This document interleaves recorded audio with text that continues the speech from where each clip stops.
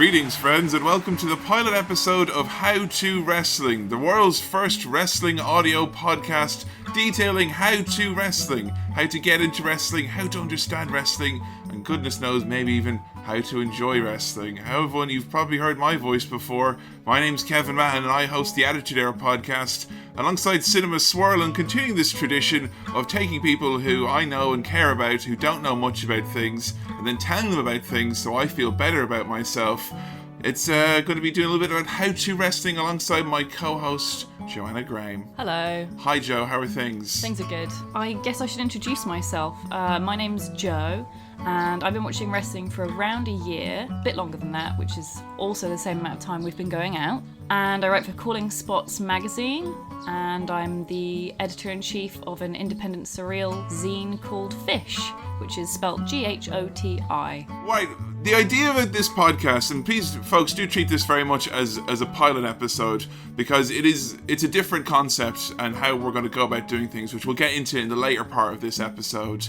And the idea is basically professional wrestling. It's something that obviously I'm quite passionate about and quite clued up on, but that's obviously come with many, many years of watching wrestling and obsessing about wrestling and also doing a podcast about wrestling. But I've kind of felt that, you know, there's not anything out there for folks to try and get into wrestling. And Joanna, you came, I don't know, a while ago and said to me that you wanted to, you know, start watching some stuff. And what was that experience like for you, basically trying to decide to get into wrestling, and what was that about? I decided to get into wrestling. This is ridiculous. I decided when I saw a post on Tumblr that was equating wrestling to like My Little Pony, and saying that the same idea of the audience with grown men taking My Little Pony away from girls, that there should be some kind of movement to do the same to fully grown men. And so I love the idea of like this hyper masculine male activity, this sport, can be taken away by like teen girls. So that's when I first became like interested in the idea. Because before you and I met, that definitely was something. Yeah. That I know that people, when we started the Outdoor podcast, it was a thing at the time. The Shield had just started. So obviously you had three very handsy boys in their own right, in Roman Reigns and Seth Rollins and Dean Ambrose. And that obviously was taking Tumblr by storm and got quite a number of new fans, which I thought was really great to see some, you know, different people interested in wrestling. But did you find that it was difficult after that interest was piqued, like where to start, or? Yeah, no, I didn't really try to get into wrestling properly until after I met you, and you said that you liked it. Because it's so hard to get into wrestling. How did I admit to you that I liked wrestling? Because that's a shameful admission. I think you admitted you had a podcast about it before you admitted you liked wrestling. Well, you know, I think one thing about this podcast as well is that not just helping people get into wrestling, but maybe help those of us who are mad into wrestling, because it's hard to come across someone who's just kind of like, yeah, I like a bit of wrestling. The people who are saying that are just people who are trying to cover up their own fandom. It's very hard not to be super into wrestling and to get really passionate about it. And I think a lot of us scare off loved ones and friends and family with, or frankly, terrifying obsession sometimes.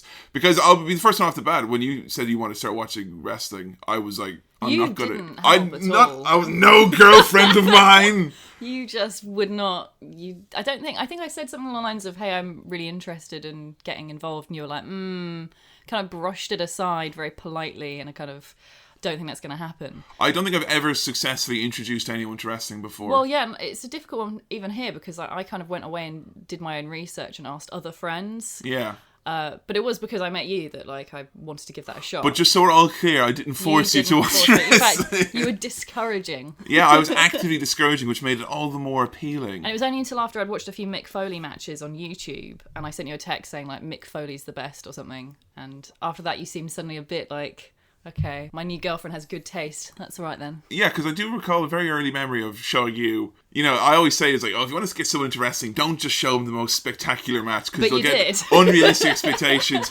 Very happy to admit that on a very early day, I was like, oh yeah, Undertaker versus Mankind, Hell in a Cell 1998. This is wrestling. But that wasn't the first ever wrestling I'd seen. That was just the first you showed me. Yeah. So I had already seen a bit of like the Rock and Sock stuff. So you're a big fan of the Rock and Sock connection. I loved it. I don't know if you remember, I drew fan art. You did? Of it refound it the other day. It's adorable fan art of just Mick Foley and The Rock kissing. So here's a question then. Obviously, the interest was piqued because you knew someone who was into it and you wanted to start watching. You went and you found a few matches and whatnot. But from there, I do recall quite early on you trying to watch a SummerSlam and it being rather confusing. So the way I kind of started, so I looked at Mick Foley, watched a couple of his matches. The Rock was in them, so I started watching a little bit of The Rock, and it kind of, as new wrestlers came into videos that I was watching, I kind of watched a few of theirs. Mm-hmm. But it was mainly Mick Foley for about the first 4 months of me getting into wrestling. And then, I went around to yours and Adam's house, and you were watching SummerSlam. And I was like, oh, yeah, I'm going to love this. It's going to be awesome. It's a different show, so much to, I absolutely was bored to death. Because I didn't understand what was going on. Yeah. I didn't know who anyone was. Mick Foley wasn't there. What's the point? There's a problem with getting into wrestling. It's like if you want to start watching Neighbours tomorrow and you've never watched Neighbours tomorrow, right? But there's so many neighbours and you have to know all of their allegiances and all the neighbours are fighting each other. Sometimes the fans get really angry about why the neighbours are fighting, and it can be, I think the fandom, particularly you obviously are on Twitter. What was it like maybe watching some early shows and stuff and then seeing people on Twitter and stuff like that? Were they, because people speak about insider terms and... Yeah, I didn't really come across a huge amount of live tweeting of matches until I'd been into the wrestling for a bit, at least sort of around 6 months or so, because the only people I really followed who were into wrestling at that point were you and Adam. Yeah. So it was fairly easy to not come across too many terms. So the only ones I really heard were in conversation with you guys, with heel and Face. Shoot was a big one. Face, yeah. Kayfabe. No, I mean, I've heard that one since, but I don't think that's a particular one that comes up much. Right, we'll say this now, okay? Each episode of How to Wrestling, we're going to tackle a different topic. It could be a wrestler. It could be something about, like, wrestling terminology, which we just talked about, or kind of a thing that we see in wrestling, like a type of match. We'll be also, looking at individual shows, maybe, things that happen in wrestling, kind of, yearly or stuff like that. The idea is that if you target the episodes of How to Wrestling, you should be able to piece together a working knowledge of wrestling and be able to enjoy the current show in its own format, but also have that much needed appreciation of what's gone by. Because a very difficult thing I think about getting into wrestling is, even if you're someone and you go and you watch the shows that are on now and you get super clued up and all that, okay, most wrestling fans are going to be going on about shit that happened 15, 20 years ago. That's what happened in WrestleMania this year, because I've been watching wrestling over a year now, and at WrestleMania, was it 31? Yeah. This year's one? A whole load of old guys who I still don't know who they are. I mean, it's been explained to me, but it's so confusing. Yeah. And they just turned up, and then more old guys turned up, and then it was just... And just for the record, those old guys were showing up to a fight where two old guys already were there. Yeah. So you had like 20 old guys, but... So even though I knew everyone who was already had a set match for that show, I had no idea who these guys were. So it meant that I was so confused. Well, yeah, and that's funny because even though you knew why Triple H and Sting were fighting and you were kind of clued up on those guys in the storyline, but still then wrestling's past reveals itself and makes you feel bad if you don't understand it all. And it's got... At times, wrestling is such a short-term memory, but then at other times, it's kind of like, of course this has happened. Yeah. How don't you understand that? It's wrestling. This has always been the way. There's storylines on the main show at the moment, which absolutely, it's almost like previous shows just didn't exist, didn't happen. Like, especially with the divas. Like, God, they will just pick and choose what side they're on as it goes. And yet they'll bring back these old characters. Without any explanation who they are. They bring back, say, Batista, for instance. And they're kind of like, of course you know who Batista was. Don't you remember 2005? Mate, all I remember him from is from that film. Yeah. Well, you liked him in that film, I loved him in that film. Yeah, he was very good in that I didn't film. like Batista before until I'd seen him in that film, and now I think he's great. Now, if only Randy Orton could be in Guardians of the Galaxy That's too. what I want. That's what we want. One thing I will say then, this is a giant asterisk, I suppose, being put beside How to Wrestling, but for the most part, because we're trying to get on a working knowledge of the main show and the main body of wrestling, we're going to be focusing on WWE. That's not saying that we're not going to do special episodes where we look at other wrestling that's out there, other wrestling organizations, before everyone goes and tells me how awesome, their favorite show is. We're not ignoring that, but I think what is important about WWE, whether we like it or not, is that that's the history and also the present and very much the future, if you know what I mean. Everything that happened in the past, all the big names in the past, even if they were in different companies, that's now WWE's canon because they've bought everything. I have a question about that, actually, because like you say WWE as the show, but I mean, they're more than that, aren't they? They're like a conglomerate or something. They're massive. Oh, yeah, they're $1 billion industry. Yeah, right. That's the other thing that confused me when I was getting into it, because you hear about WWE and then all these other ones as well. And I didn't understand if it was just a program or a show or a company. Again, that's not really... Well, hopefully later on in this very broadcast, we're going to do a brief potted history of the organisation. So we'll hopefully make some sense, and that will hopefully make people realise, or a rationale at least, for focusing on WWE. Another reason for that as well is that a tool, I think, to go alongside your How To Wrestling podcast, folks, is a subscription to the WWE Network, because everything we're going to be watching for each topic, we're going to try and distill it down to maybe 5 or so moments, segments, matches, whatever it is. Hopefully all of which we can find on the network, which is available for an undisclosed sum of money at a monthly or yearly fee. I can't. We're not paid enough by WWE to disclose that information. I know. If you paid us anything, we tell them, but you don't pay us anything. So here we are. What I was going to ask as well. I mean, like, do you watch much of the main show then? Do you watch Raw? No, I mean, I only really, because it's on, what is it, on a Sunday evening? It's on Monday night, On Monday night, it's like in the middle of the night. And it's not on the network. And I'm an adult with a job, which unfortunately isn't very flexible with letting me take time off to just listen to wrestling and watch wrestling and stuff. So I've only seen the occasional ones, maybe once or twice a month, I might say it. Try and catch the pay-per-views as well, which are the bigger shows at the end of the month. Yeah, no, definitely. I'm not like a regular watcher. There is one thing, though, which you definitely don't miss every week, which I know, because you nag me to make sure that I watch it with you. Honey, can you take the NXT? Ooh, I love NXT. Hey, guys at home, women, am I right? Always on their bloody NXT. God, am I right? That's relatable. So NXT is the other brand associated with WWE. It's almost like the training grounds for their big stars. A lot of the big stars who are currently on the main show came from NXT. So NXT is obviously a show that you're quite fond of. What is it about NXT, which is also available on the network? What is it about that appeals to you? Well, it's what got me into sort of modern wrestling, really, because the storylines are really quite easy to get into from any point. When I started watching, I think there was a feud going on between two wrestlers, Charlotte and Bayley. And it was pretty clear and Sasha Banks as well. It was pretty clear what was going on. The setup was explained. Nice recap videos. Yeah, lots of recap videos, and it wasn't something that had been going on for ages. And even the storylines which have been going on for quite a long time, they are good at recapping them. Yeah. There's two things I really like about NXT. One is the wrestling style, which is really flip-de-doo, amazing acrobatics. I mean, it's just fantastic. And there is some of that on the main show. Because that's what I like about it, is that for people who are out there wondering, what should I show people to get them into it? And the tendency is to be like me and be like, oh, Hell in a Cell, ladder match, barbed wire. You feel a strong urge because people have such a grievance of, it's fake. I'll show you fake. I would say the downside to doing that is it doesn't really show the advantage of like what is really so amazing about it, which is how fun it is. Yes. And the Hell in a Cell match is amazing. It is still one of my favourite matches, but it doesn't really properly show just how fun wrestling can be. It doesn't encapsulate the kind of the did you see what, and you say like flip-de-doo, like that athletic style, I think. You'd have to have a heart of stone to watch some of those guys in NXT who flip around and jump off the ropes with such grace. Like, you would, honestly, even if you think wrestling is the stupidest thing ever, and you say, well, look at this dance. Yeah. And they'll see Sami Zayn flipping around on Cesaro or whatever, and they'll be like, okay, that's amazing. I think it is breathtaking. I showed my mum a wrestling clip today, because we were talking about wrestling, and I was saying, it's changed a lot since, when you saw it back when you were a bit younger.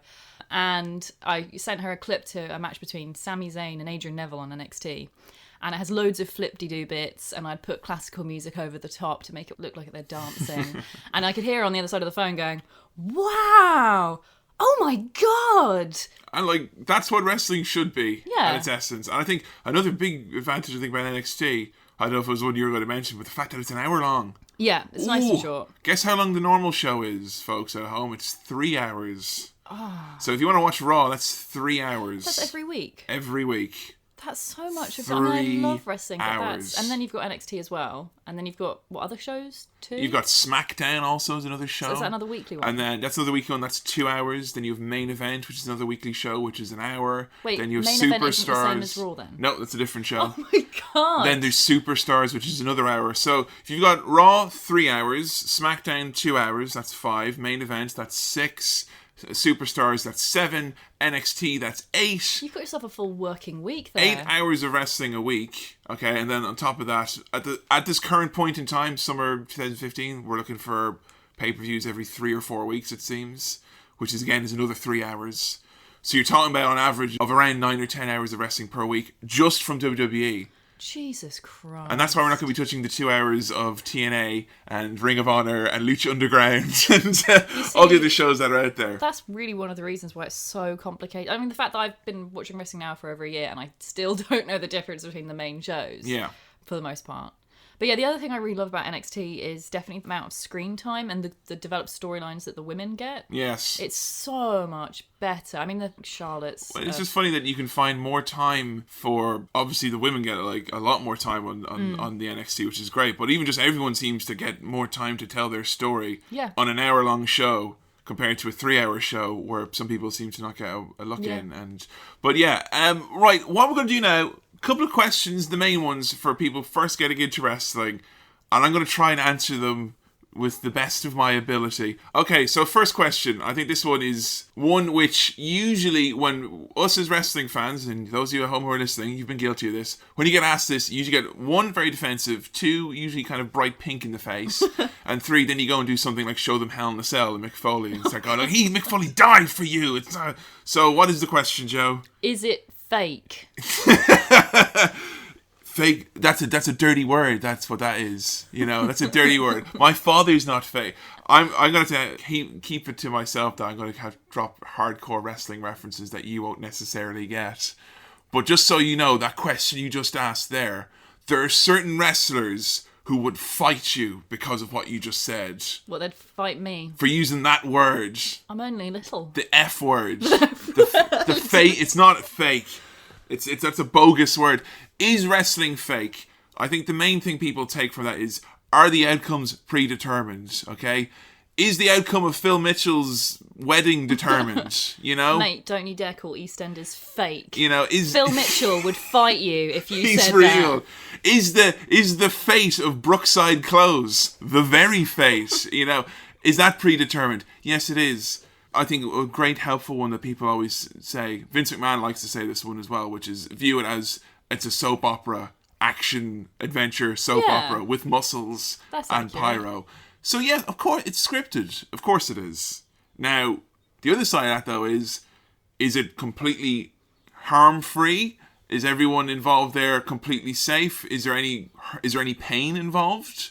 Is there, that's, I think, on that end of things... That's the thing, isn't it? Because the wrestling moves themselves, it's not like they are entirely as truthful as you're led to believe. Obviously, there's cooperation there, obviously. Yeah, exactly. How moves get pulled off. Obviously, both guys have to work together for the move to be pulled off and for them to land But the safely. way I see that is just the same as you teach yourself how to fall over properly and land safely. It's just the same thing. It's still dangerous. Here's the thing. You and I we're wrestling in our hypothetical wrestling promotion that is totally cool. That is completely okay with intergender wrestling, okay? And has leveled the playing field. But, I want to give you a basic move or whatever. We both work together to make sure that, both of us can pull it off and our weight shifts correctly. But the end result of that move, generally, is going to involve one person falling, usually on their back, onto the mat. Yeah. Now, a wrestling mat, folks, is not made out of marshmallows or candy or any soft food, and nougat or anything like that. It is canvas, okay? But it's got bouncy springs. There are springs in there, but Sometimes. what you are still landing on, and the amount of spring depends on the company. Right. But there are springs there, there's protection, but you are still hitting a hard surface. Yeah. And I will tell you, as someone who's watched wrestling all his life and had it several times ago, and I could probably do that. I know guys who train wrestlers, and they say that they can tell the first thing they get you to do in wrestling when you're training is just to fall on your back in the ring. Just fall over on your back, arms out, and you could tell straight away if that person's going to become a wrestler or Yeah. not. Because if you can't, it's sore. You're landing on your back. I mean, it's no way it wouldn't be sore. Yeah. That's the thing. I mean, no matter how you fall, I mean, sure, there's ways to reduce the amount Of course, pain you reduce and do it. it safely. You spread out the blows on your back. You put your arms out. Some of these guys are falling from like 6+ feet. That's gonna sting. Exactly. And some of these guys are like, jumping off high distances Yeah. with the velocity that your body goes through. So I think that's one thing I definitely want to point out. Yes, predetermined, obviously, okay? That's not been a secret for, you're not telling someone that Santa's isn't real, okay?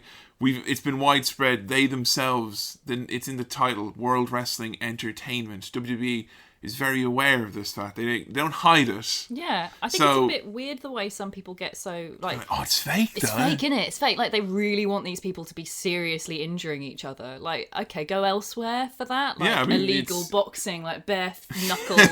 Like, Jesus, get your kick somewhere else. So. Well, I think the reason is that you're not watching this for the spirit of competition, so to speak. You don't actually want your favourite wrestler to end up in hospital. No, what you're watching this for is they're using the arena of sports to tell a story, basically. Yeah, and there's some you know? amazing athleticism. Like, Definitely. and when I found out, and I watched I've only seen one expose, I think, on wrestling, and it showed just a few of the moves, how they make them a bit safer and how they do it cooperatively.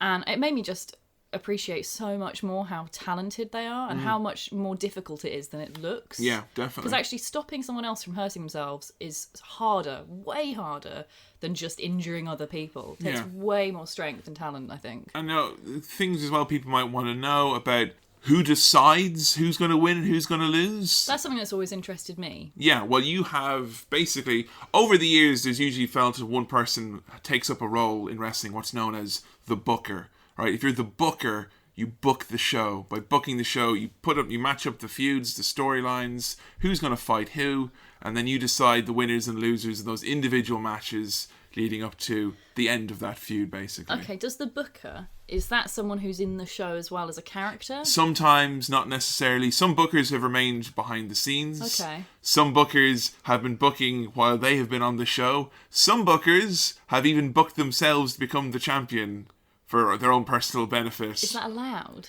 It's a bit like insider trading almost. It's Right. not. It's Is it frowned like upon House heavily. of Cards. Like Kinda, yeah. Frank Underwood leading his way up to the vice I will presidency. be the world heavyweight champion, and then I'll assassinate the vice I will president. take Seth Rollins down.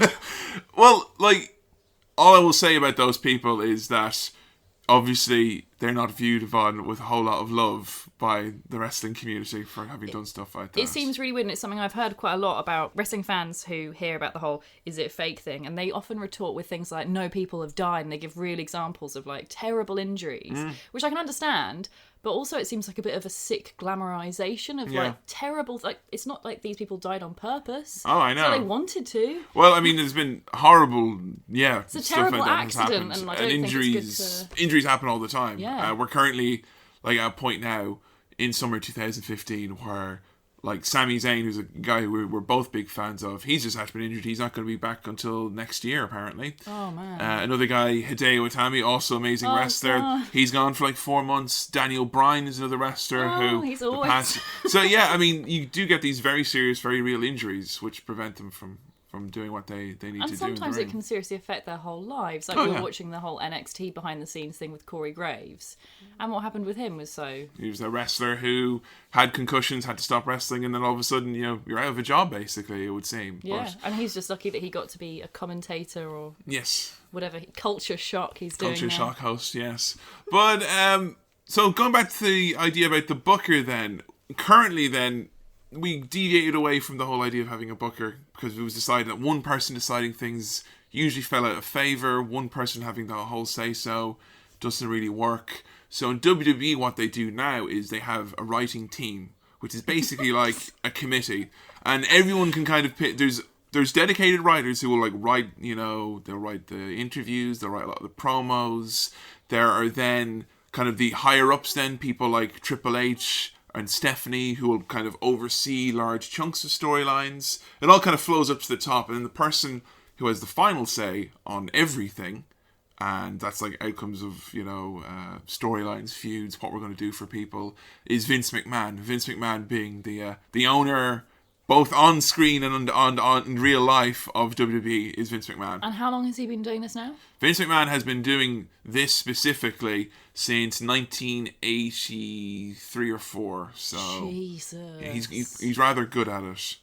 So that's in. When people are asking, is it fake? Is it predetermined? Who decides who wins and loses? It's decided by, like most things in life these days, folks, it's decided by a committee that have to answer to an old man. Do they have like graphs up behind them when they're like deciding what happens with like synergy written on like PowerPoint presentations and things like that? Well, you do have the kind of thing that where, obviously if it's decided by like committee basically, that you can have consensus then that people are kind of like, I don't kind of like this guy, and then, you know, you can kind of...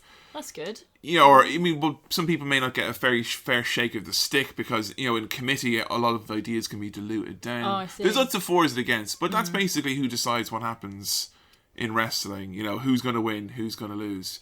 In terms of what happens in the match, most wrestlers have got agents. Or they're now called producers, but they're basically like kind of a guy who says like, right, this is what's going to happen this match, I think, depending on the seniority of the wrestler. If it's someone like who's been around for years and years, like Triple H says he's going to wrestle, like their agent or their producer is not going to say, you know, Triple H, you should make sure you do this. But if it's someone new or someone young, the producer will take quite a big role in putting together their match in terms of what moves they'll do, how the finish should come across. So does that mean the producer is also often an ex-wrestler or something? Oh yeah, most of the, if not all of the producers currently are all ex-wrestlers. Jeez. Yeah. So, and they're kind of, usually they pick people who have kind of got a good mind for it. They haven't necessarily been the biggest star, but they're the people who know how to get reactions from the fans. Yeah. They know how to make a guy appear like, you know, make the guys come off like they're meant to come off. Yeah. Now, if two guys go out and have a match and all this stuff is meant to happen and it's a complete fuck up, they're just as culpable then as the actual producer. So the higher-ups will be upset at all the parties involved in those cases. So there's actually quite a lot of people who are involved in putting together. You have the writers making the story, the agent putting together the match, and then the wrestlers themselves who have to kind of, you know, put it together. How the wrestlers actually do it in the ring then? How do you think they communicate these? Right, okay. Because there's a lot of sequences and moves. The example you gave of Sami Zayn and Adrian Neville, they're jumping off ropes and all kinds. Okay, so this is something I've been thinking about for ages, and it's again something I was talking to my mum about today. So I've had a theory, and I may be totally off the mark here, that because I know they don't rehearse the whole match beforehand because they wouldn't have time, I'm guessing. One or two wrestlers in history have been known to do that. Really? Yes, we'll talk about those in a future episode, but you can imagine though what that would be like if you have a 40-minute match and like, right, then we do this, then we do this, then we do this, then we do that. I imagine that must, because if it goes wrong, that will really go wrong. Exactly, because yeah. surely being able to improvise is a really important yes, part very, of being a very wrestler. much so, definitely, yeah. So the thing I have a theory about then is that what I think they do, I think they have. I used to do Ciroc, Okay. right, which is a type of Is that dancing. like sriracha? No. Okay, just thought I'd ask. It's a type of dance, and what you do is you have these movements, and you know you get taught the movements in your classes, but you're also taught to look out for slight gestures, and each gesture indicates what movement you do next, which means you improvise the dance completely. Yeah. But you can tell what's coming next. Right, okay. But it is so improvisation. So my theory is that they do that, Okay. but a kind of wrestling equivalent. That they have some kind of gesture, or when they move a certain when you way. say gesture, do you mean like he's got 3 fingers tucked No, into his right no, I armpit? don't mean or? like that. I mean like if they're leaning a certain way, they've got an arm out in a certain position, you can kind of tell what Right, they're going to do yeah, next yeah. because they're pros. Okay. So I'm guessing that's possibly it. For some people, definitely. That's like a communication of kind of like, my body's in a Right. certain position, that means you should come here. So there's definitely a lot of that, and I think the amazing wrestlers that are known for being amazing are the guys who can improvise very well. You can Yeah. obviously tell, they can almost read each other's minds almost. I think Yeah. that's usually what people say about Good two chemistry. guys. Good chemistry is a phrase Yeah. you'll hear a lot, and it's the same as if someone's talking about a couple having good chemistry. It's basically like it works quite well. Yeah. You know, a lot of unsaid things. That's how it kind of works.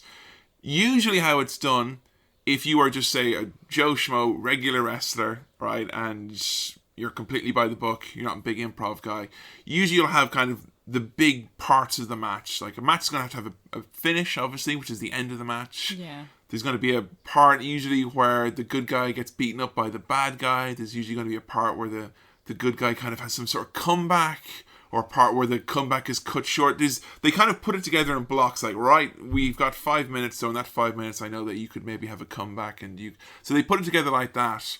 And then basically what moves they do, that depends on the wrestler themselves, and they'll kind of have discussed beforehand, right, during my comeback I'll hit you with this move, or that move. Right, I have a question. Yeah. How on earth do the wrestlers... This is probably a really stupid question. Yeah. How do the wrestlers know how long they've been fighting for? Because How they long have watches. Oh, that's the referee is there for. That's the next thing I was going to tell Well, how you. does the referee tell them? The referee's got a headset in his ear. But at what point does the ref tell them how long they've got left? Does he whisper He'll it? kind of give them updates.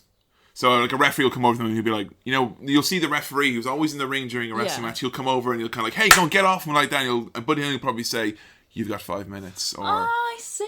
And sometimes if it's an emergency, they're kind of oh, something's come up. Yeah. They're kind of you have to finish now. The phrase "go home" in wrestling means you have to finish up now. So if if the referee says to you "go home," it means the match has to end. Right. And that's how wrestling that's how those matches get put together generally. Okay.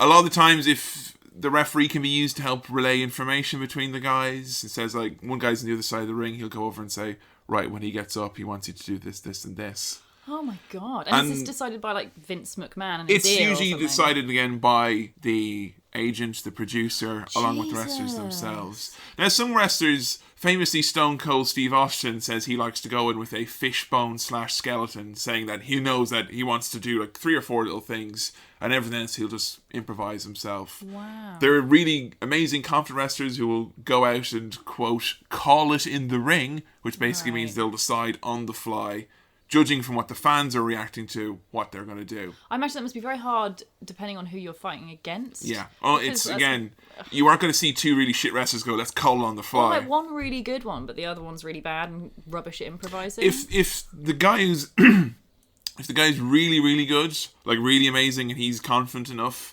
those guys are usually they're known as ring generals, which basically means they can carry it. Yeah. Carry means basically you can kind of take someone along. Yeah. And if you're amazing, someone like a Ric Flair, for instance, could probably wrestle me now. And even though I've no wrestling training, he could carry me. Would he be able to make you look like a pro wrestler? Probably, yeah. It's a phrase you'll hear about really amazing wrestlers is that, he could wrestle a broom to a 5-star match. Oh. That he could make it look so good that this inanimate object would come to life. And they someone should put do up a that fight. more often. I'd like to see wrestlers fight inanimate objects. That would be great. So that's generally how matches are put together. Another question, because there's loads of different types of matches. Yeah. Right? I only know, I think, 1 or 2 of them. Mm-hmm. And lots of them involve counting to an indeterminate number. It seems to vary from 3 to 10. Yeah.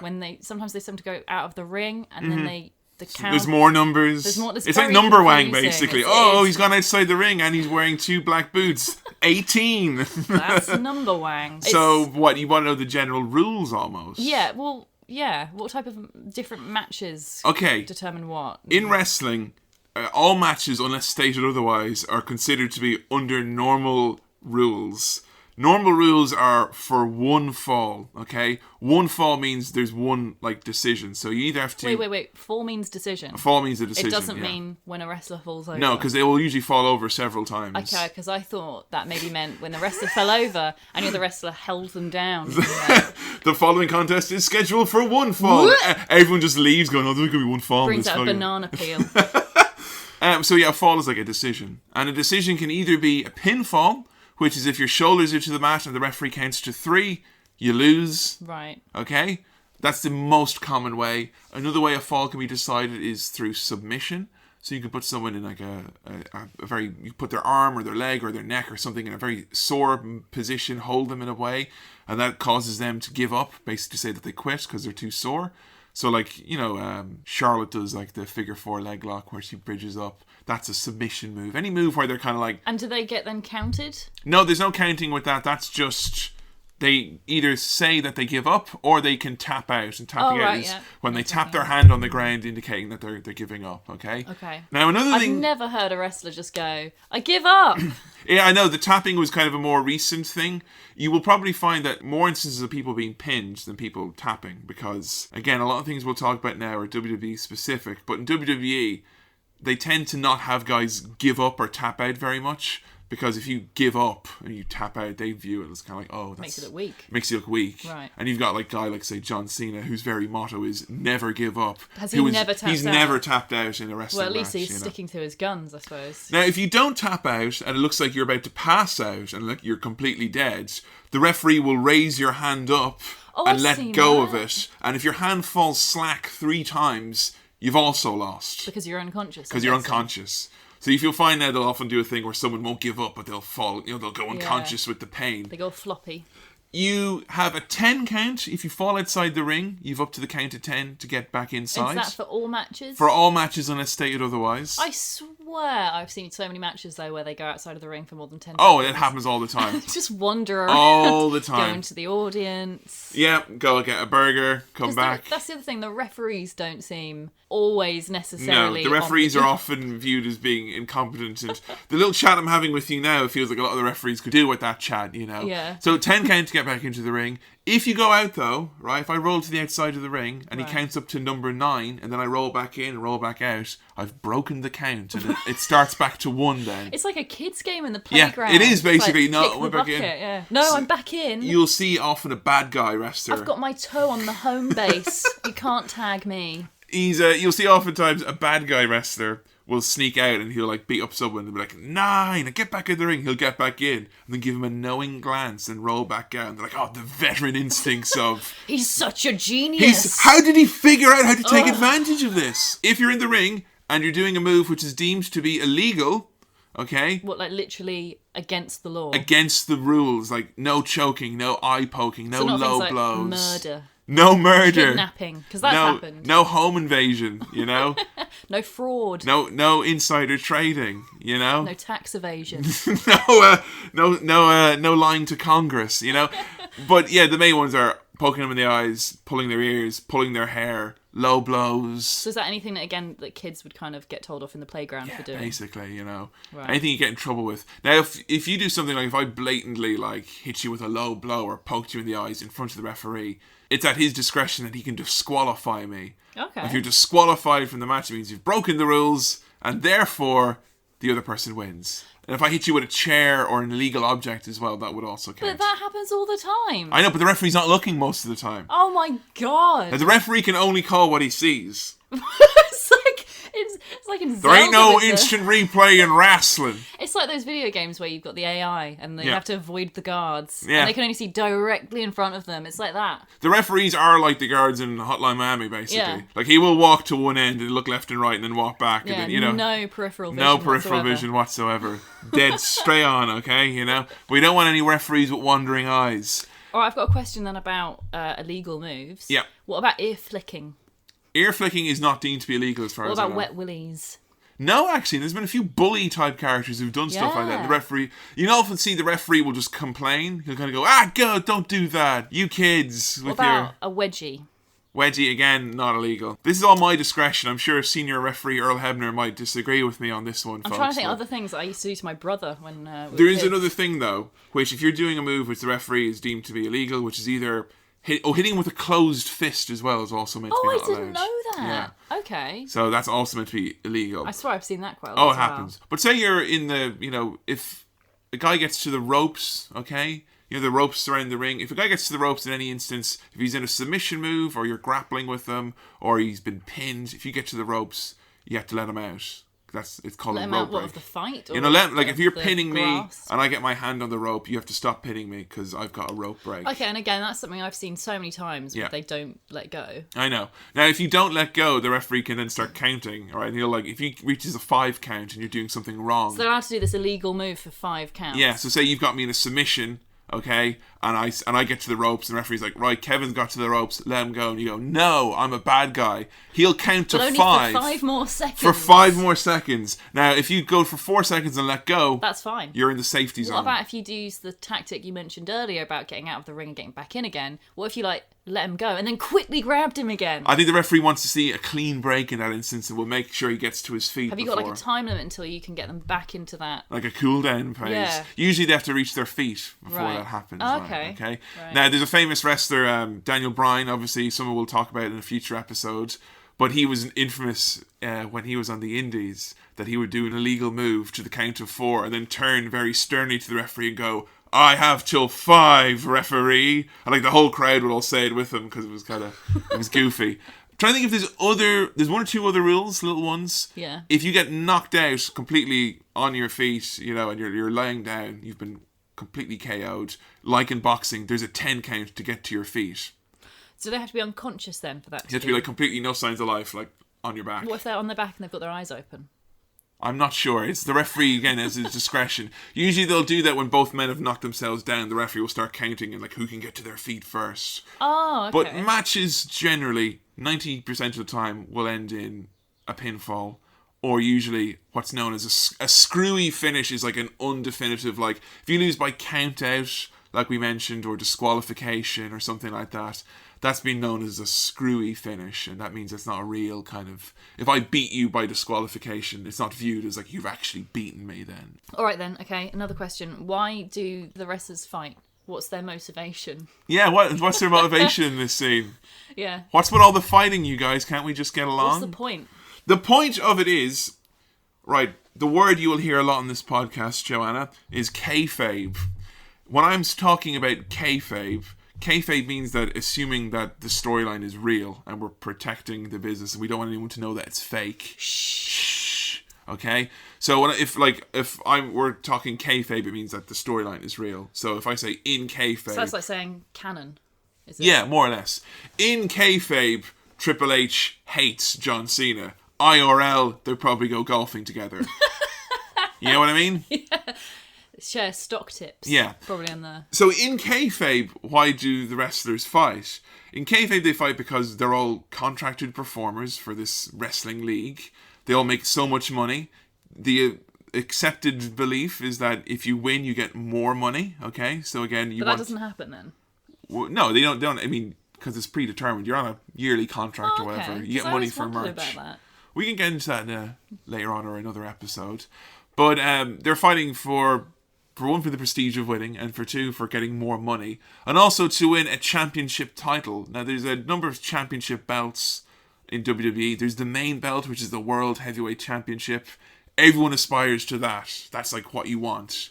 Okay, that's like, if you were a man and you were wrestling, that's like the top prize. Yeah, because the women can't have that one, can they? No, although they have wrestled for it before. There's no rules. Really? There's no rule saying that there could never be a female champion. There just hasn't been. They just, again, it's accepted as being like Right. the men's kind of arena, so Well, to it speak. hasn't got butterflies on. No, it's not got sparkles and butterflies and a unicorn.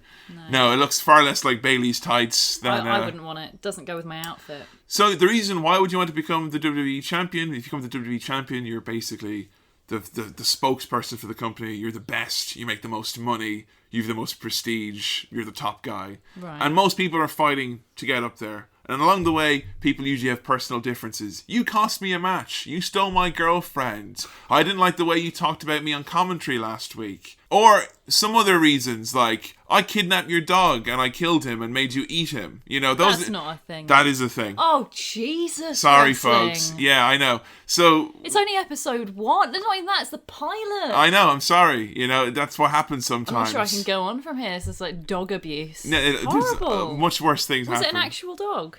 Well, they didn't actually kill the dog. Oh. But, you know. But just so you know, wrestlers have personal differences and they manifest themselves in many ways. Right. And thankfully they're all contracted to wrestle, so they usually settle their differences there.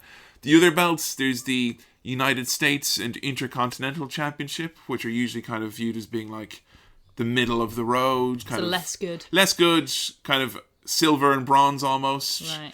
Originally, they would have been seen as, if you won that meant you'll probably win the world belt later on. But these days, they're kind of meaningless. And so the world belt, is there an American belt?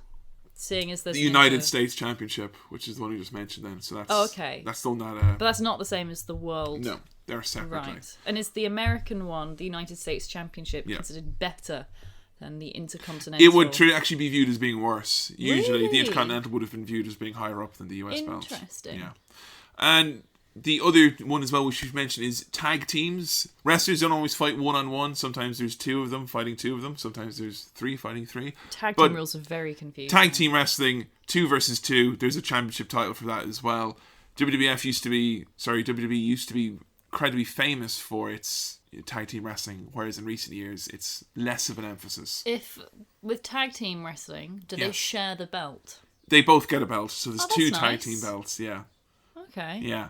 And in tag team wrestling, again, more or less the same rules, except, you know, you've got another guy there, they have to tag in while holding the little tag rope that's beside there. Only the legal man in is the man who's been tagged, so only he can pin someone or be pinned, that kind of thing. So that's basically generally the rules of it. In terms of the structure of the show, I don't want to get into specific storylines because obviously, you know, it can change very, very quickly, you know. Generally speaking, though, you have an authority figure of some sort, someone who's kind of like representing the interests of the company or is in charge of the show and needs to make the matches. They're usually a good guy or usually a bad guy. Which the last 200 years has been Vince McMahon, right? Yeah, Vince McMahon is like the tippity top, but at the moment, summer of 2015, we have the authority or the kind of the main guys. The authority. The authority or the authority, which Imaginative. is Triple H, who is married to Stephanie McMahon, the daughter of Vince McMahon. And they actually, IRL, have a lot of clout with the company. That was so confusing. It's very confusing, where you have people who are in real life, like Triple H and Stephanie were going out on camera before they were going out in real life. That's really weird. Then they got married in real life and divorced on screen. You know, it's very confusing. Are they remarried then at the moment in kayfabe? In kayfabe, they never remarried. In kayfabe, they're kind of like, of course you know that we're married. Right. So they kind of like... Again, their short-time memory. So they kind of like were like, obviously that was fake, you idiots. That was wrestling, but this is real, obviously. So, yeah, it can be confusing in that sense. But you've got good guys and bad guys. Good guys are called baby faces, or faces for short. That's a ridiculous word. It is a ridiculous word. I can't say the word. I can't refer to a big, muscly man as a baby face. Well, it's easy with someone like John Cena, who does look like he has the face of a baby and the body of Arnold Schwarzenegger. Yeah. And the bad guys are called heels. Yeah. So, but like calling Daniel Bryan, who has like a massive beard, a baby face, is just so funny. And I mean, really, in terms of how the shows are put together, obviously you have your weekly show. We mentioned Raw is the main one. There's all those other ones we mentioned as well, where kind of lesser feuds will play out. The main one is Raw, though. That's where the kind of the big bulk of the story will happen. And they usually builds to a pay-per-view at the end of the month. And the pay-per-view is usually where the feud is either settled or it gets escalated. So does the storyline from, like, say, Raw continue on with, like, other shows throughout the week? So SmackDown will have a lot of recaps of what happened on Raw. They might move it over a little bit, the storyline. So it's kind of like, you know, on Raw you did this. Well, let me tell you something. Tonight I'm going to do this. So to get the full experience, you kind of have to watch them all? True, but if anything important happens, you'll get it in recaps. Yeah. That's the thing about Raw being a 3-hour show now. They really put all their eggs in one basket by watching. If Raw is like where it happens, they know that people mainly watch Raw. They don't do much on SmackDown now because, again, it's just... They There's should no offer point. some kind of like 15-minute, really short edited. They do that. Really? Yeah. Afterburn was one. They've had Bottom Line. They've had various versions of it where they just kind of do a compact 1-hour show where they give you the week's highlights. And I think there's something like that on the network at the moment. I believe there's something along those lines where it kind of sums up. It's like this week in WWE. That'd be really useful because I often have no idea what's going on in storylines. Right. One other thing we should probably mention then in this episode, a little brief history. We've talked about WWE, okay? WWE is the main guy. Yeah. Why is it that we're doing WWE? Are you aware of any other companies out there? Let's see. Okay, now I'm probably going to put my foot in it and say something that's not a company. It's like a t-shirt brand. Big old wrestling. I know of... Big Kahuna Wrestling. I'm sorry, if anyone out there wants to start an EFED called Big Kahuna Wrestling with me, tweet me, okay? Let's make it happen, brother. ECW, is that one? Yeah, that's one. I was possibly confused because isn't the Old Men who came in WrestleMania, they've got a name that sounds a bit like a wrestling company. Yes, the NWO. Okay, no, that's not a company though, no. It does sound like, I mean, they're all initials like WWE, ECW. Oh god, there's one that Paul Heyman runs, or is that ECW? That's ECW. Okay. There are others. Yeah. I'm sure if you say some, I'll remember them. Did but... WCW? Did you yeah, WCW. I've seen you wear a t-shirt with that on there. Yeah. God, don't tell anyone. I'll lose all my respectability around these parts. Right, well, okay, way back in the prehistoric ages, before the 1980s, there was every state, basically, in the country of America, we're focused on America here, folks, had its own territory. And that territory was just like a little mini wrestling company where they had local stars, local guys, all building them up. They were all part of this kind of affiliation that tied them all together called the NWA, which was the National Wrestling Alliance. So you basically had like Is that 40, like the UN? more or less, like 40 or 50 independent organizations, but all with the same goal in mind, which was that the NWA was, that's how we want things. And they had a champion. The champion would be from one of those territories. They voted together to decide who the champion would be. I'm just saying this would make a fantastic reality TV show. Yeah. Where you vote in, like, it sounds like the politics behind it. Vote for the champion, yeah. So they voted for the champion, then that champion would go around to the other territories, and whoever the top guy in that territory was would face on the champion. And that would mean you would get big business, because obviously they all have their own little TV shows and stuff like that, but the main business was in a live show. And if you have, holy shit, the champion, Ric Flair, he's coming to shitty little Arkansas, and my hometown boy is going to challenge him for the NWA World Championship. Like, they would do big houses at these shows because people wanted to see their guy from the territory beat the champion. Big houses means a lot of people in the crowd? Yeah, a big house is like a lot of people in the audience, basically. Okay, gotcha. And that was the kind of way it went for centuries, it would seem. Like, and NWA were very good at keeping wrestling secret. They maintained. When was this as well? Because what kind of 40s, 50s, 60s, 70s. So when Vince McMahon was only like 70. Yeah. So, way back when Vince McMahon was still a mortal young man. And spry. Yeah, before Vince McMahon got like the time crystal that lets him be eternal. In the early 80s, the man who ran the New York territory, which at the time was called the WWF, the Worldwide Wrestling Federation, which was run by Vince McMahon Sr., he had his company purchased by his son, which is Vince McMahon Jr., the man which we all know. Right. Vince McMahon Jr. bought the territory. And the idea was that you buy the territory, we'll keep the NWA going. You'll vote, you'll have your guy here in New York, and then they'll go around the country and the NWA will continue. But Vince McMahon was a rather ambitious fellow, and he and his wife decided that they wanted to take the New York territory, which was quite popular. They wanted to take it national. I'm sorry, it just reminds me so much of, like, I don't know, Breaking Bad or something. It is. There's a lot of scheming, because this was like, he bought a company from his father, technically under false pretenses. His father swore to the NWA that his son wouldn't compete. I want this to be like a Netflix original drama series. It definitely. So badly. Bryan Cranston is Vince McMahon, I'm just saying. It would work it, definitely. As his dad, with Aaron Paul as a young, naive Vince McMahon. God damn it, what happened to the territory? I gave it to Vince Jr. Yeah! But anyway, Vince decided he wanted to make the company national. Mm-hmm. And he was very, very smart. He saw that all these different territories, from all the way up in Canada, all the way down to Texas and South Carolina, they all had these big stars that were in these little shitty territories. And he basically went around to all of them and said, look, I know you're a big star. We're going to start off something huge here. Okay, he had a big concept, big national. He got all the top stars from all those territories. And he made the WWF, the World Wrestling Federation, which basically was like a greatest hits. All the best top talent, all of a sudden Vince had under one roof. Jesus. And Vince McMahon was then able to, because he was a very good promoter, was able to negotiate himself primetime television on NBC, which was not national TV, was not even fathomed at the time. Cable TV, Vince McMahon saw coming as like this was going to be a thing. And he was able to get advertisers, TV time. And instead of, back in the territories, they would have to pay to get on TV, Vince McMahon all of a sudden was getting millions of dollars to make his wrestling show. And then he just started touring around, and everywhere he was going, it was like, hey, do you want to see the one guy you like? Or every fucking wrestler? Hulk Hogan, Roddy Piper, all the top guys are all under Vince's roof. So Vince McMahon basically drove the territories out of business. He bought up a load of them.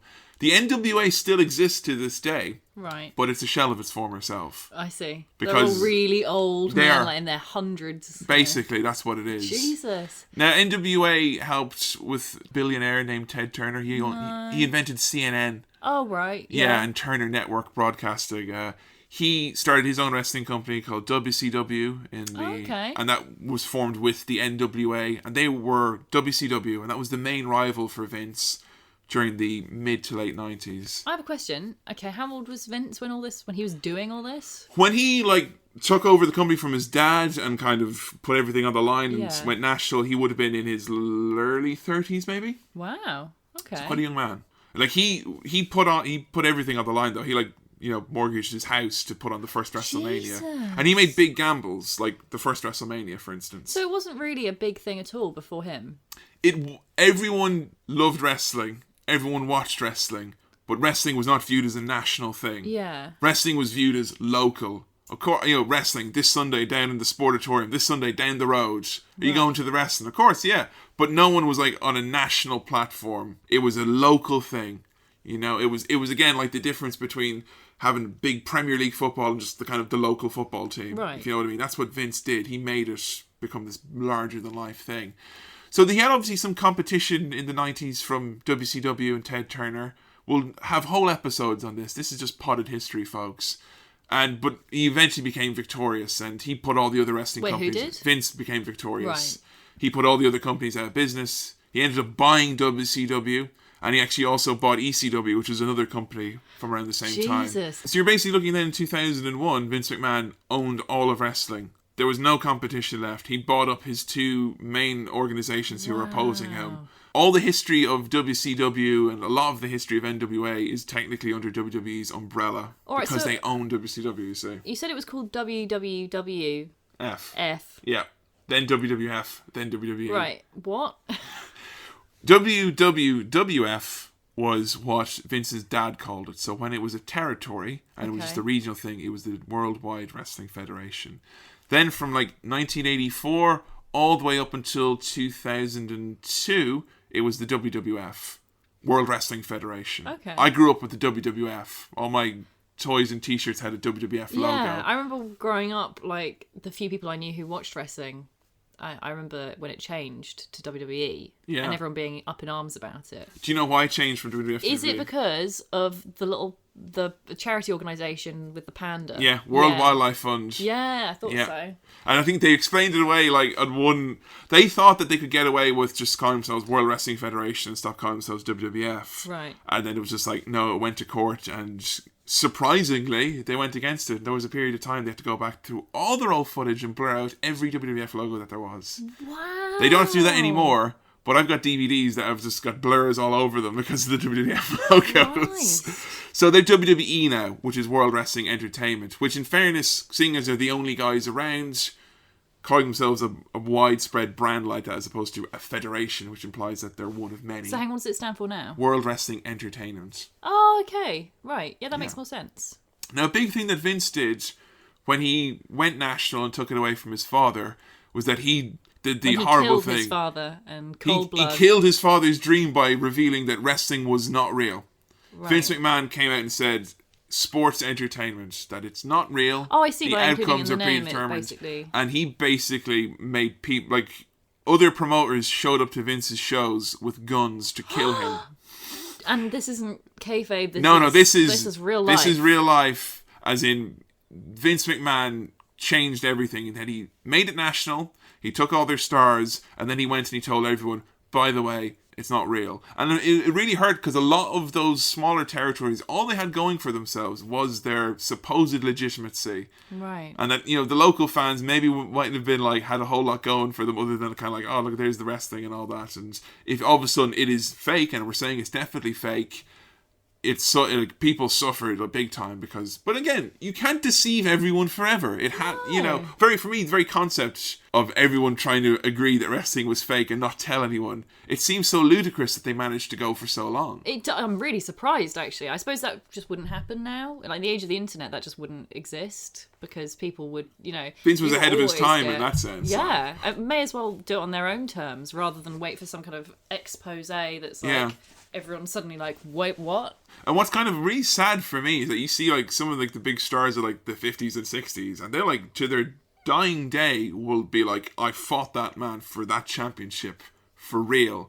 Jeez. I was fighting for my life every night. You heard stories of wrestlers, okay, he might have been injured, on TV and then coming home to their family wearing a neck brace, looking at the TV, kind of going like, I have to get my revenge.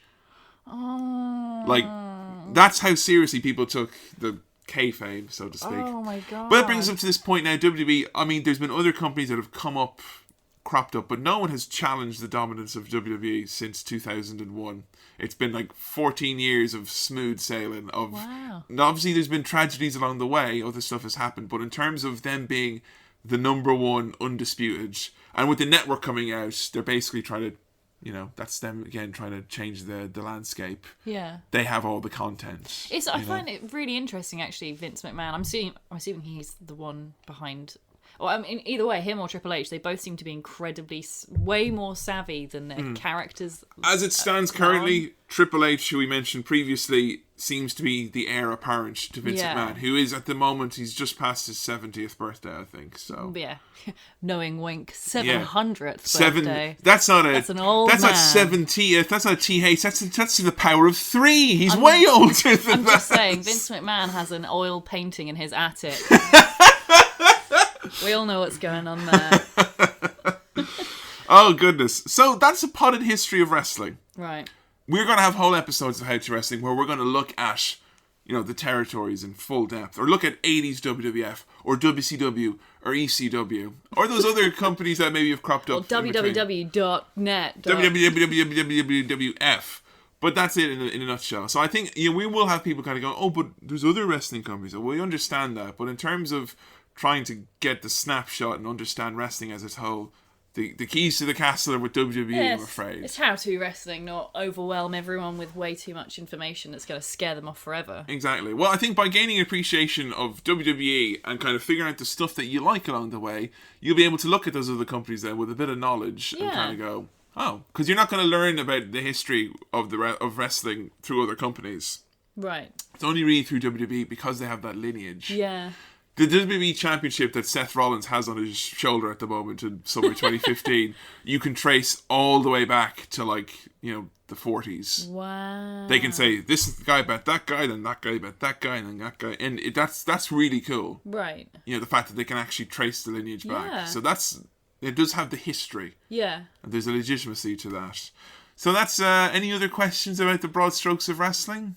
I don't think so. Yeah. I think I've asked all the questions I have about broad strokes of... Yeah, so I mean, I think that's kind of us setting the place, so to speak. The first topic we're going to do for How to Wrestling is going to be... We're going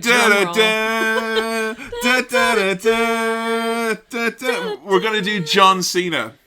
This theme is never going to get out of my head ever. And the reason we're going to do John Cena is because we've had his theme stuck in our head. That's it. The only way we can get it out is by doing him as an episode. We've been cursed. John Cena is unquestionably the number one star in wrestling at the moment, and we need to figure out a lot about John Cena. Now, here's what's interesting about How to Wrestling, and we're going to, hopefully, this is going to be what makes this podcast unique. I don't want to just tell Joe my opinions on wrestlers and types of matches and try and make her think exactly like me. Yeah, just tell me what to think. No, don't do that. There's a lot of different opinions out there about lots of different wrestlers, okay? So what we're going to do for each wrestler we do a feature on, so first one being John Cena, is we're going to pick their 5 big moments or matches or whatever. We're going to go through those, but what we like you, the folks at home, to do is to tweet us in at HowToWrestling, with the number 2, that's important, at HowToWrestling. Tweet us in your thoughts on whatever the topic is. So then Joe can look at them and get the kind of variety of opinions that are out there about this person or this topic. So this one's going to be what? How to John Cena? Yeah, How to John Cena. So if you tweet us using the hashtag HowToJohnCena with the number 2, okay? How to John Cena, and then just give us your brief little snapshot. What are your thoughts on John Cena? Who is John Cena? What should Joe know about John Cena? Okay? So if you can try and give her, and because it's Twitter, folks, you're going to have to be succinct. So yeah, 140 characters or less. And I know most of the wrestling fans listening to this will have explosive opinions of the man. Very explosive opinions. They're going to have to summarise. So you're going to have to summarise. Or we're going to get sent some lengthy Twitter essays. Likewise, if you think there's like a standout moment or a standout match that you think we should watch to gain an appreciation of it, okay, tweet that in with us as well. But use the hashtag #HowToJohnCena and tweet us at @HowToWrestling, and we'll hopefully get to put together a full picture of what this topic is all about, it being John Cena. I'm really excited for this. I think it's going to be cool that the fans will be able to input and we'll be able to feed back to them. I'm excited. I'm happy to finally find out why John Cena waves a hand in front of his face all the time. Yeah, or has a says, little tea "You towel. can't see me." Is he like a ghost? We're all just sitting there going, we clearly can. I can obviously see you. Yeah. You're right, that you look like a big toddler. So I'm really excited about that. If you want to keep up to date with How To Wrestling, find out when new episodes are coming out or what the topic is and how you can tweet in and, let us know your thoughts on whatever it is at How To Wrestling on the Twitter, and of course use the hashtag #HowTo whatever the topic may be. So this week it's going to be How To John Cena. Also facebook.com/ How To Wrestling. How To Wrestling. Head over there if you want to start a conversation. We'll put up a thread where you can give us your thoughts on John Cena. Send us some info on the man. Send us some matches, some highlights, things like that. Are you excited? I'm excited. I don't know anything about John Cena. Yeah, so... he's there all the time, isn't he? Yeah, I was really surprised when you were like, yeah, this is going to be the first episode. And I was like, what? Yeah. Why? I mean, I know who he is. I saw him on Scooby-Doo meets WrestleMania. Whatever. You've got him on a towel upstairs. I do have him on a beach towel upstairs. So. Along with like Triple H and some other people. Yeah. Well, I think we've had a nice run through there of the broad strokes, the basics, okay? We know the rules of wrestling. We know how the wrestlers put the matches together. We know a little history, and we know how the show is structured. Do you feel a little bit more confident in the broad strokes of wrestling, Joe? Oh yeah, no, I've learnt a lot. I wasn't sure I would in this first pilot episode, but... Anything that was particularly surprising for you, maybe? Not surprising except the stuff you were saying about all the history of with Vince McMahon, all that stuff is... It's a lot more dramatic than you think. Yeah. It sounds fake. And folks, I guarantee you within the first 10 episodes, we will do one on Vince McMahon, okay? Bumper special episode. I'm so excited for that one. I'm so excited. So, okay, that's going to be a goodbye from me, Kevin. And a goodbye from me, Joe. This was How To Wrestling. Hopefully you know more about the broad strokes of wrestling. And don't forget, next episode, hashtag #HowToJohnCena. Let us know your thoughts on the man. I can't wait to delve into it. But we'll see you again. See ya.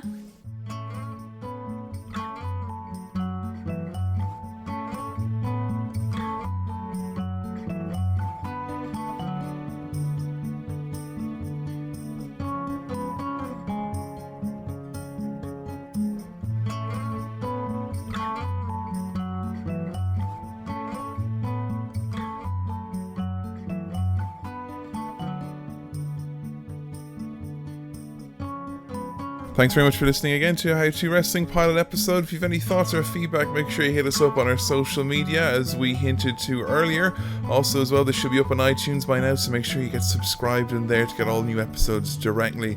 This episode was edited by Joanna Graham, and also the music was provided by Sam Chaplin. Thanks very much for listening to How To Wrestling, and we'll see you next time.